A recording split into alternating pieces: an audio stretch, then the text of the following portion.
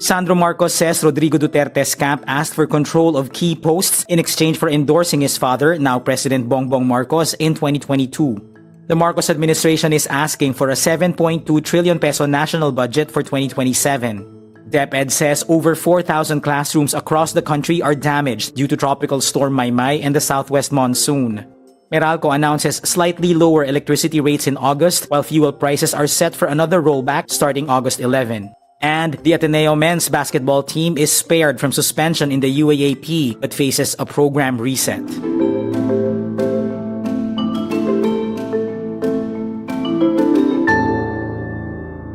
House Majority Leader Sandro Marcos says the camp of former President Rodrigo Duterte asked for control of key posts in exchange for endorsing his father, now President Bongbong Marcos, in 2022.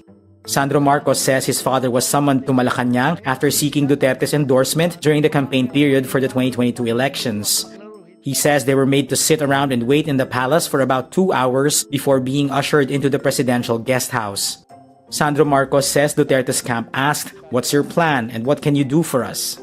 Duterte's camp supposedly said they would support the Marcos presidential campaign if they would get to choose who would become Executive Secretary, House Speaker, Senate President, Cabinet Secretaries, among other demands. But Rodrigo Duterte himself never endorsed Bongbong Marcos for president.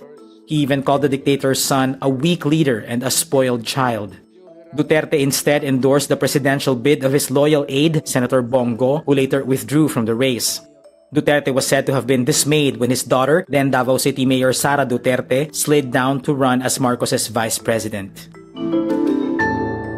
The Marcos administration seeks a 7.2 trillion peso national budget for 2027, the president's last full year in office and the year before the 2028 elections.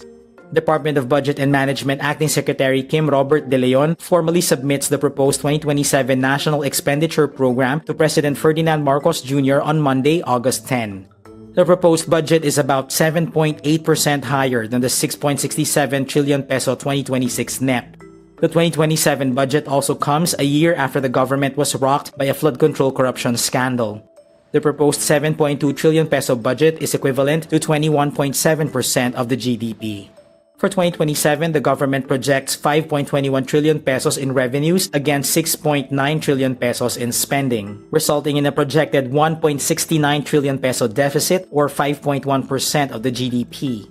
The 2027 NEP will be formally submitted to Congress on Tuesday, August 11. The Department of Education says as of 5 p.m. on August 10, over 4,000 classrooms across the country are damaged due to Tropical Storm Maymay and the southwest monsoon. Initial assessment shows more than 2,800 classrooms sustaining minor damage and more than 1,000 with major damage. More than 900 classrooms were considered totally damaged. These classrooms are located in 858 schools. The DepEd also reports widespread damage to thousands of learning materials and chairs and hundreds of IT equipment. Repairing mildly damaged classrooms alone would cost around 140 million pesos. Over 24 million pesos will be allocated for cleanup and clearing operations. 107 schools are currently used as evacuation centers, sheltering over 2,000 families in more than 380 classrooms. Meralco customers will see slightly lower electricity rates in August. State regulators ordered a multi-billion peso refund that will offset increases in several pass-through charges.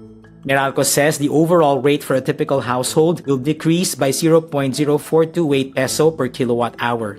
That brings the rate down from 14 pesos and 84 centavos per kilowatt hour in July to 14 pesos and 78 centavos per kilowatt hour in August.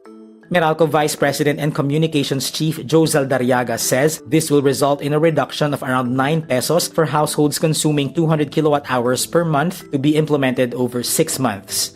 The decrease comes largely from a 9.5 billion peso refund approved by the Energy Regulatory Commission. Meantime, fuel prices are set for another rollback starting Tuesday, August 11.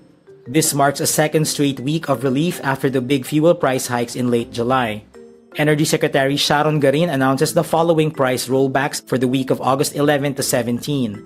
At least 4 pesos and 70 centavos per liter of gasoline, at least 4 pesos and 30 centavos per liter of diesel, and at least 4 pesos and 88 centavos per liter of kerosene. The Ateneo men's basketball team will play in UAAP Season 89, but the Blue Eagles program faces a reset. The UAAP spared Ateneo from a season suspension but imposed a perpetual ban on former head coach Tab Baldwin.